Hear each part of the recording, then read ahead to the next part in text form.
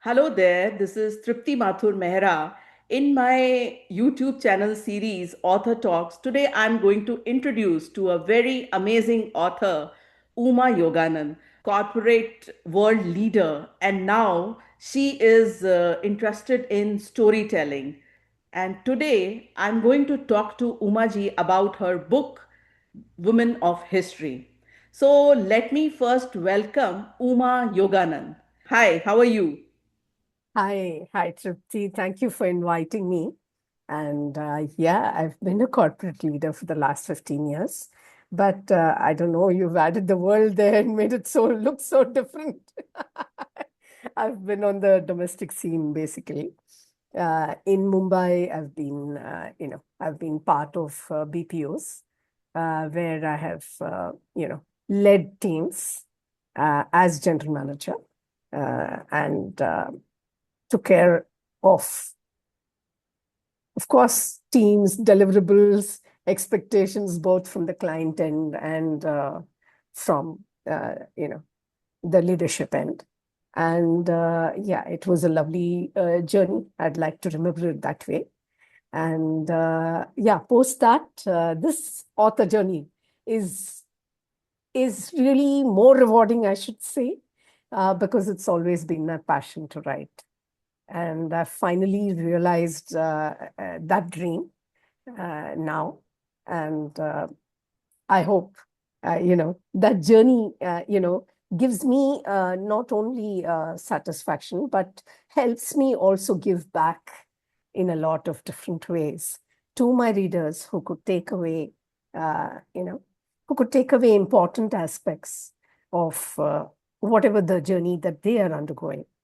So if you look at my own website, I have kind of given a branding there, and that means reinvent, right, rise, and render. So that is exactly what I look at from when I write as well. So when I look at my characters, they are also following the same aspects that I talk about even in my website. Yeah, and I hope through this conversation we're able to understand more about this aspect. Yeah, and I'm sure you have several questions, so let me just stop here and let you take it forward. Yeah. So, Umaji, when you say that you are passionate about writing and when you want to give back to the society, so, I just came through this book of yours called The Women of History. Today, we are talking about this book specifically. So, Absolutely. this when we talk of women of history and especially women of history of India, we always remember Rani Lakshmi Bai.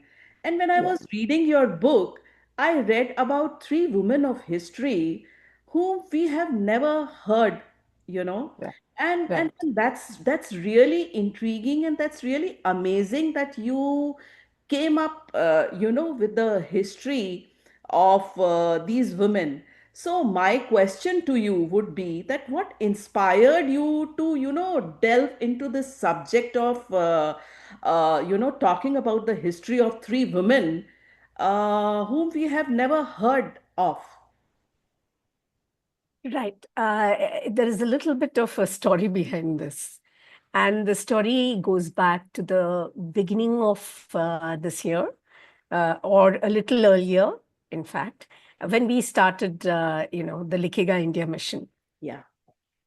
In the Likiga India mission, I was one of the mentors too, where I led more than 50 authors during that time, and also most of them were first-time authors, and we were all trying to write and publish our books within the kind of timeline that was prescribed for the mission.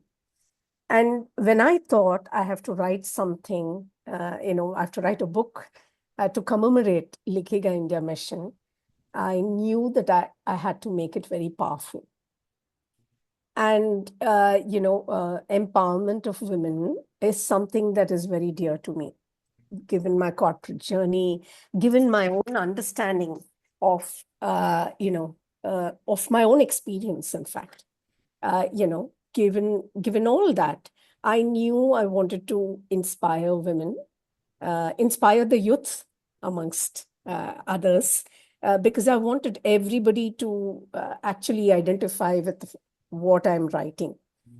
And that's where, Women of History came about, because, I went back to my hometown. I belong to Karnataka. Bangalore is my hometown. And I discovered these queens, the three queens that I wrote about, Rani Abbakka, Belawadi, Mallamma, and Keladi, Channam. The three queens whom I wrote about, I wrote mainly about them because they were women who actually charged in several ways the history and womanhood, as a whole. And they were forgotten stories. Okay. Forgotten in the sense that we didn't read about them in history books. Okay, yeah, exactly. We read about Rani Lakshmi Bai,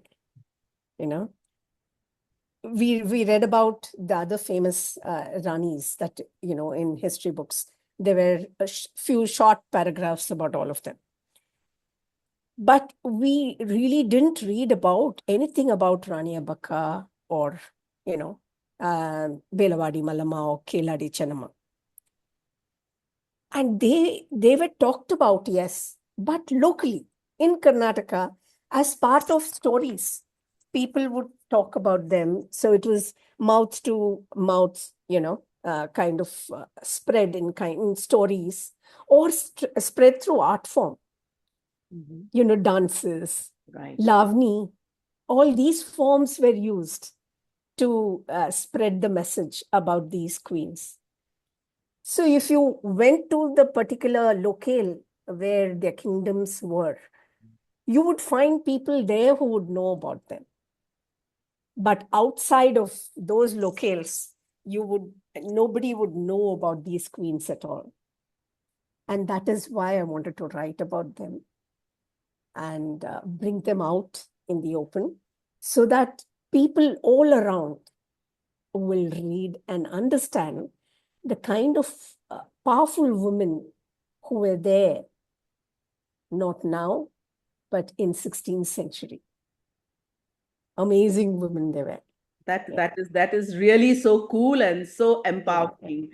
So Yeah. my next question to you, Umaji, would be that which is your favorite chapter, or who is your favorite character in this book you would like to talk about?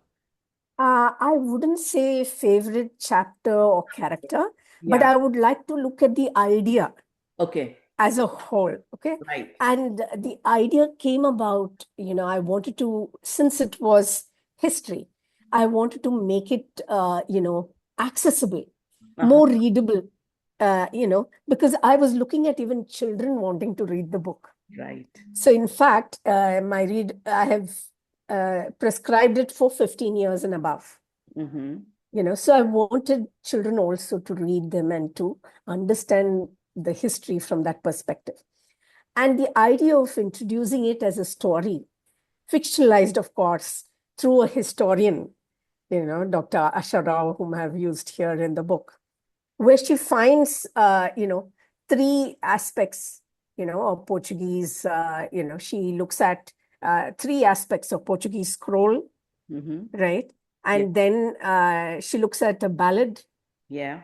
which she finds, another article. And she also looks at the powerful Mughal decree that she comes to. So there are these three aspects Right. that actually render some kind of proof to the whole aspect.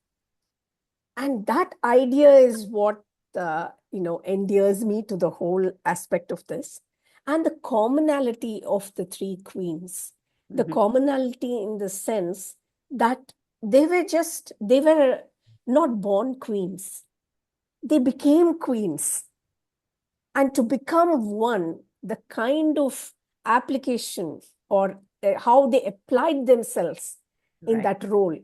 not only through study, but through learning warfare, learning about, how to administer everything they learned. And then they became these queens, these powerful queens that we were talking about.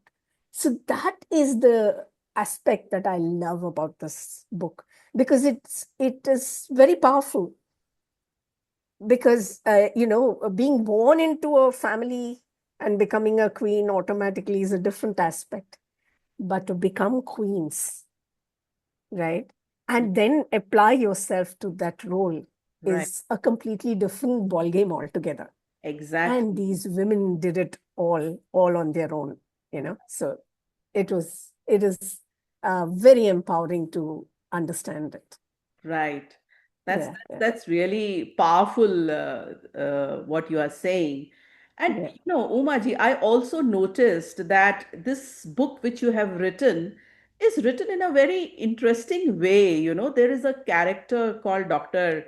Usha, and Asha, Asha Asha, Rao. Dr. Asha, Yeah, sorry. So yeah. she is there throughout the book, in all the Right. chapters.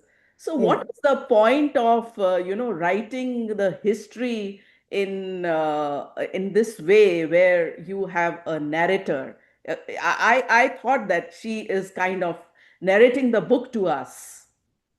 Yeah, but if you see, she has discovered certain artifacts that I was talking Right, about.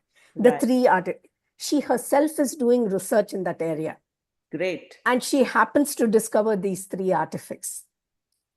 And she says, just sitting at her desk and doing research and writing about them is not enough. I want to be there in the place where they ruled and flourished, for me to understand the the whole entirety of what I'm going to write about. So that is why I introduced her, because she not only becomes a narrator, Mm-hmm. but I've tried to introduce even a ballad there. If you look at Belawadi Malama's Yeah, story, yeah, it is like a ballad. exactly. It follows the Lavani actually. Right, right, So I have tried to bring out these aspects too in the whole story to make it very interesting. I don't didn't want to make it look like a veritable history text with dates and things that we are always used to. I wanted to make it interesting. And that is why I brought out these aspects. Uh, Asha Rao doing research, finding these artifacts. So, it brings in a kind of a mystery around the whole aspect as to what she is going to look at and how is she going to relate those artifacts that she has discovered, plus the kind of aspects that people are using to help these queens uh, be known around uh, through ballad, through poetry, through poem. So I wanted to introduce that aspect too, and that's why I brought around that the Lavni and Belawadi Malama story. So that is how I wanted to bring it out, to right. make it more interesting as well. So even if a school going child, a 15-year-old is reading the book, she gets hopefully completely enthralled by the aspect of the story element in Right. each of these characters that I have written about, queens that I have written about. So, I would like to say that after reading this book, for me, the most important takeaway was that, I was reading a history book where I was living through history. It is just like you go back into the history, you meet those characters, and then you come back. So Yeah, it yeah. was really a great experience. And I would like to know from you that as you are saying that I feel that your target audience would be children, the teenagers aged above 15 years, and even the adults, the parents. So what do you think, or who do you think are your target audience, and how would you convince them, in one sentence, that please go ahead and read this book? My target audience, like I already mentioned, is 15 plus. Okay. Yeah, And of course, my focus would be more on the children understanding the history as of exactly. today. And of course, I mean, all the parents and elders too, should understand it because it's a forgotten piece of history. Mm-hmm. So if, this book, I hope, will help them, go to Google and find more aspects of the three queens I have written about, apart from what I have covered in my own book. And that would be my reward because that would have inspired them. The book would have inspired them to know more about the queens. And that in itself is my reward. But if I had to give it in one sentence, like you asked me to, Mm-hmm. I would say that, even before we understood the meaning of empowerment Right. as it is today, these three queens had already led empowered lives, not now, but in 16th century. So, and they became queens and were not born queens. So read the book because then is when you will understand the power with which they came up, governed, and made history. Mm. That's really an important message to our readers. I hope that readers will take this message and will read the book Women of History by Uma Yoganand. Just one more point to just add. What I wanted to say is that, all the three queens, Yeah, they were deeply invested in the people of their land, right. right? And they were not ruling as distant monarchs. They ruled more as guardians, right? And they even resisted the invading forces Mm-hmm. and fought over the aspect that these invading forces should not disintegrate the equality that is there within their kingdom. So in this sense, they were able to even ensure that people lived, all the classes or all the cultures lived together and and fought together to be able to get the benefits of being a free land. So apart from warfare, they were also known to encourage trade, nurture artisans, allow music and art flourish in their land, and also they strengthened the economic backbone of their Mm-hmm. kingdoms. So they were not known only for warfare and winning wars. They were also, they had a value system with which they ruled their lands, and they ensured that, the people of their land were happy and lived in an environment where all the communities lived happily together. So that is something I wanted to share because that is very powerful in terms of what they achieved Mm-hmm. in their rules, each of them. Yeah. So, really amazing and women these three were. And I would say, Umaji, you are also an amazing woman to write about, these three women of history. And the powerful message which this book is giving, it is, I would highly recommend that people or should go ahead and read this book. And there are many other books by Uma Yoganand. You can reach Umaji at her Instagram account, Uma Yoganand. And with this, I would like to end our conversation. It was really a very empowered and a very intriguing and a powerful, talk I had with Umaji today. I'm really thankful that you came and talked about your book, Women of History, today. Thank you so much. Thank you, Umaji. Thank you. Thank you so much, Tripti, for having me here. Deeply humbled by this invite and grateful for having this conversation where, where the message of this book could reach more people and people could read this book and all over India. Karnataka, I know people know about them, but outside Karnataka, I want people to read this book and understand the kind of empowered women we had leading nations even at that time, which is 16th century that I spoke about earlier. So, thank you so much. Thank you.